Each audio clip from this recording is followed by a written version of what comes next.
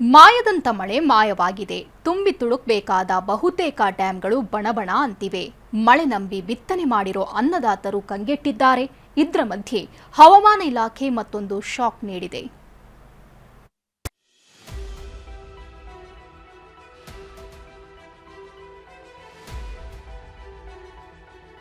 ಮಳೆ ಆಗದೇ ಇರೋ ಹಿನ್ನೆಲೆಯಲ್ಲಿ ಹೊಲದಲ್ಲಿ ಕೂಡ ಬೆಳೆ ಈಗ ಬಾಡ್ತಾ ಇರತಕ್ಕಂಥದ್ದು.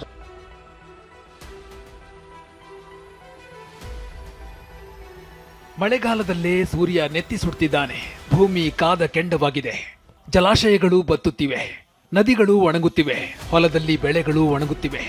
ಮಳೆ ಆಗುತ್ತೆ ಅಂತ ಚಾತಕ ಪಕ್ಷಿಯಂತೆ ಕಾಯ್ತಿರುವ ರೈತರಿಗೆ ಹವಾಮಾನ ಇಲಾಖೆಯ ವರದಿ ಶಾಕ್ ನೀಡಿದೆ.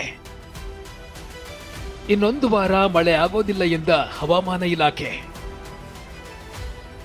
ಮಳೆ ನಂಬಿ ಅನ್ನದಾತರು ಬಿತ್ತನೆ ಮಾಡಬೇಡಿ ಎನ್ನುತ್ತಿರುವ ತಜ್ಞರು.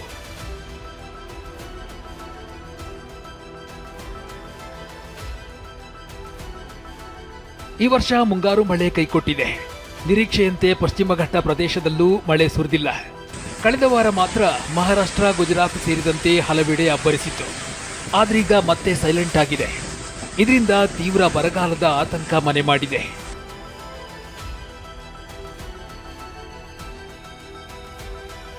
ಜೂನ್ ತಿಂಗಳಲ್ಲಿ ರಾಜ್ಯದಲ್ಲಿ ವಾಡಿಕೆಗಿಂತ ಕಡಿಮೆ ಮಳೆಯಾಗಿದೆ. ಹಾಗಾದ್ರೆ ಯಾವ್ಯಾವ ಭಾಗಗಳಲ್ಲಿ ಎಷ್ಟೆಷ್ಟು ಮಳೆ ಕೊರತೆಯಾಗಿದೆ ಅಂತ ತೋರಿಸ್ತೀವಿ. ಕರಾವಳಿ ಭಾಗದಲ್ಲಿ 25% ಮಳೆ ಕೊರತೆಯಾಗಿದೆ. ಇನ್ನು ಉತ್ತರ ಒಳನಾಡಿನಲ್ಲಿ 15% ಮಳೆ ಕೊರತೆಯಾಗಿದೆಯಂತೆ. ಉಳಿದಂತೆ ದಕ್ಷಿಣ ಒಳನಾಡು ಭಾಗದಲ್ಲಿ ಅತಿ ಹೆಚ್ಚು ಅಂದ್ರೆ 40-50% ಮಳೆ ಕೊರತೆಯಾಗಿದೆ ಅಂತ ಹವಾಮಾನ ಇಲಾಖೆ ಹೇಳಿದೆ.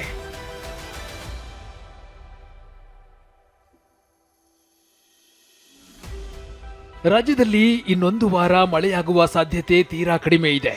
ಜುಲೈ ಕೊನೆ ವಾರದಲ್ಲಿ ಮಳೆ ಆಗಬಹುದು. ಅದು ಸಾಧಾರಣ ಮಳೆ ಎಂದು ಅಂದಾಜಿಸಲಾಗಿದೆ. ಮಳೆ ಆಧಾರಿತ ಬೇಸಾಯ ಮಾಡುವವರು ಹೊಲದ ಮಣ್ಣಿನ ತೇವವನ್ನ ನೋಡಿಕೊಂಡು ಬಿತ್ತನೆ ಮಾಡಬಹುದು. ಇಲ್ಲಾಂದ್ರೆ ಕಾಯುವುದು ಒಳ್ಳೆಯದು ಅಂತಾರೆ ಹವಾಮಾನ ಇಲಾಖೆ ತಜ್ಞರು. ಜುಲೈ ಕೊನೆ ವಾರದಲ್ಲಿ ಮತ್ತೆ ಮಳೆ ಪುನರಾರಂಭ ಆಗಬಹುದು. ಆದರೆ ಮುಂದಿನ ಒಂದು ವಾರದವರೆಗೆ ಮಳೆಯ ಪ್ರಮಾಣ ಕರ್ನಾಟಕ ರಾಜ್ಯಾದ್ಯಂತ ಅಷ್ಟೊಂದು ಮಳೆ ಇಲ್ಲ. ಕರ್ನಾಟಕ ರಾಜ್ಯದ ಉತ್ತರ ಒಳನಾಡು ಹಾಗೂ ದಕ್ಷಿಣ ಒಳನಾಡಿನ ಬಹುತೇಕ ಎಲ್ಲ ಜಿಲ್ಲೆಗಳಲ್ಲಿ ಒಣ ಹವೆ ಮುಂದುವರಿಯುವ ಹೆಚ್ಚಿನ ಸಾಧ್ಯತೆ ಐತಿ. ಕರಾವಳಿ ಜಿಲ್ಲೆಗಳಲ್ಲಿ ಮತ್ತು ಮಲೆನಾಡಿನ ಜಿಲ್ಲೆಗಳಲ್ಲಿ ಮಾತ್ರ ಕೆಲವು ಕಡೆ ಮಾತ್ರ ಅಂದರೆ 25%ಕ್ಕಿಂತ ಕಡಿಮೆ ಪ್ರದೇಶದಲ್ಲಿ ಹಗುರವಾಗಿ ಮಳೆಯಾಗುವ ಸಾಧ್ಯತೆಗಳದಾವು. ಬಿತ್ತನೆ ಮಾಡೋ ರೈತರು ಈಗ ತಮ್ಮ ಹೊಲಗಳಲ್ಲಿ ಅದು ಮಣ್ಣಿನ ಹಸಿಯನ್ನು ನೋಡಿಕೊಂಡು ಬಿತ್ತನೆ ಮಾಡ್ಬೋದು. ಮತ್ತು ಅವ್ರಿಗೆ ಏನಾರು ಇರಿಗೇಷನ್ ಫೆಸಿಲಿಟಿ ಇದ್ರೆ ಒಳ್ಳೆಯದು. ಇಲ್ಲಕ್ಕಂದ್ರೆ ಸ್ವಲ್ಪ ವೇಟ್ ಮಾಡೋದು ಒಳ್ಳೆಯದು. ಈಗಿನ ಕೈಕೊಟ್ಟ ಮಳೆ, ಒಣಗುತ್ತಿರೋ ಬೆಳೆ, ಅನ್ನದಾತರ ಕಣ್ಣೀರು.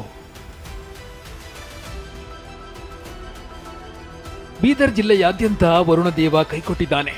ಮಳೆ ಆಗುತ್ತೆ ಅಂತ ಬೀಜ ಬಿತ್ತನೆ ಮಾಡಿದ್ದ ರೈತರು ಕಂಗೆಟ್ಟಿದ್ದಾರೆ. ಈ ಹೊತ್ತಿಗೆ ಹಚ್ಚ ಹಸಿರಾಗಬೇಕಿದ್ದ ಹೊಲಗಳು ಕಾದ ಕೆಂಡದಂತಾಗಿವೆ. ಮಳೆ ಆಗದೇ ಇರೋ ಪರಿಣಾಮವಾಗಿ ಬೆಳೆನೂ ಕೂಡ ಈಗಾಗಲೇ ಹಸಿರು ಬಣ್ಣದಲ್ಲಿ ಹಚ್ಚ ಹಸಿರಾಗಿರಬೇಕಾದಂಥ ಬೆಳೆ ಈಗ ಹಳದಿ ಬಣ್ಣಕ್ಕೆ ತಿರುಗಿರುವಂಥದ್ದು. ಈ ಭೂಮಿನೂ ಕೂಡ ಇಲ್ಲಿ ನಾನು ತೋರಿಸ್ತಾ ಹೋಗ್ತೀನಿ. ಭೂಮಿಯಲ್ಲಿ ಕೂಡ ಎಲ್ಲಿಯೂ ಕೂಡ ಈಗ ಸ್ವಲ್ಪನೂ ಮಟ್ಟಿಗೆ ತೇವಾಂಶ ಇಲ್ಲಿ ಕಾಣ್ತಾ ಇಲ್ಲ ಅಂತ ಹೇಳ್ಬೋದು. ಈ ಭೂಮಿನೂ ಕೂಡ ಪೂರಾ ಕಾದು ಕೆಂಡ ಆಗಿರ್ತಕ್ಕಂಥದ್ದು. ಯಾಕೆಂದರೆ ಈಗೂ ಕೂಡ ಕಳೆದ 2-3 ದಿನದಿಂದನೂ ಕೂಡ ಬಿಸಿಲಿನ ತಾಪಮಾನದಲ್ಲಿ ಕೂಡ ಈಗ ಏರಿಕೆ ಆಗಿರ್ತಕ್ಕಂಥದ್ದು. ಇವತ್ತು ಸರಾಸರಿ 34 ಡಿಗ್ರಿ ಸೆಲ್ಸಿಯಸ್ವರೆಗೂ ಕೂಡ ಬಿಸಿಲಿನ ತಾಪಮಾನ ಇದೆ. ಹೀಗಾಗಿ ಭೂಮಿನೂ ಕೂಡ ಈಗ ಕಾದು ಕೆಂಡ ಆಗಿರ್ತಕ್ಕಂಥದ್ದು. ಇದು ಸಹಜವಾಗಿ ರೈತರಲ್ಲಿ ಆತಂಕನೂ ಕೂಡ ಈಗ ತಂದೊಡ್ಡಿರ್ತಕ್ಕಂಥದ್ದು. ಘಟಪ್ರಭಾ ನದಿಯಲ್ಲಿ ನೀರಿನ ಮಟ್ಟ ಕುಸಿತ, ಕಂಗಾಲು.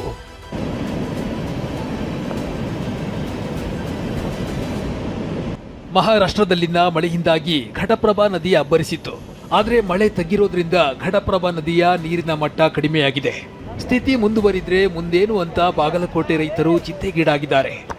ಮಹಾರಾಷ್ಟ್ರದಲ್ಲಿ ಮಳೆ ತಗ್ಗಿದ್ರಿಂದ ನಮ್ಮ ಬಾಗಲಕೋಟೆ ಜಿಲ್ಲೆಯ ರೈತರು ಕೂಡ ಕುಗ್ಗಿ ಹೋಗುವಂಥ ಒಂದು ಪರಿಸ್ಥಿತಿ ನಿರ್ಮಾಣವಾಗಿದೆ. ಯಾಕಂದರೆ ಇದೇ ನದಿಯಲ್ಲಿ ಏನು ಕೆಲವೊಂದಿಷ್ಟು ದಿನಗಳ ಹಿಂದೆ ಇನ್ನೂ ಹೆಚ್ಚಿನ ಪ್ರಮಾಣದಲ್ಲಿ ನೀರಿತ್ತು. ಅಂದರೆ ಘಟಪ್ರಭಾ ನದಿಗೆ ಸುಮಾರು ಒಂದು 13,000-14 ಸಾವಿರ ಕ್ಯೂಸೆಕ್ನಷ್ಟು ನೀರು ಹರಿತಾ ಇತ್ತು. ಇದರಿಂದ ನದಿ ತೀರದ ರೈತರು ತುಂಬಾ ಖುಷಿಪಟ್ಟಿದ್ದರು. ಆದರೆ ಆ ಖುಷಿ ಬಹಳ ದಿನ ಉಳಿಯಲಿಲ್ಲ. ಮಳೆ ಇಲ್ಲದೆ ಕೊಡಗು ಜಿಲ್ಲೆಯಲ್ಲಿ ಜಲಪಾತಗಳು ಕಳೆಗುಂದಿವೆ. ಜುಲೈನಲ್ಲಿ ಧುಮ್ಮಿಕ್ಕಬೇಕಾಗಿದ್ದ ಫಾಲ್ಸ್ಗಳು ಈಗ ಬಣ ಅಂತಿವೆ. ಮಡಿಕೇರಿ ತಾಲೂಕಿನ ಅಬ್ಬಿ ಫಾಲ್ಸ್ನ ಜಲವೈಭವ ಕಣ್ತುಂಬಿಕೊಳ್ಳೋದಕ್ಕೆ ಬಂದ ಪ್ರವಾಸಿಗರು ನಿರಾಶರಾಗಿದ್ದಾರೆ.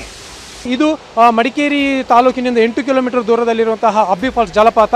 ಈ ಜಲಪಾತದಲ್ಲಿ ಸಾಮಾನ್ಯವಾಗಿ ಜೂನ್, ಜುಲೈ, ಆಗಸ್ಟ್ ತಿಂಗಳಲ್ಲಿ ತುಂಬಿ ಹರಿಯುತ್ತೆ. ಅಂದರೆ ಆ ಬಂಡೆಕಲ್ಲುಗಳು ಅಲ್ಲಿ ಹಸಿರು ಏನೇನು ಕೂಡ ಕಾಣಲ್ಲ, ಅಷ್ಟೊಂದು ದೊಡ್ಡ ಪ್ರಮಾಣದಲ್ಲಿ ನೀರಿನ ರಭಸ ಇರುತ್ತೆ.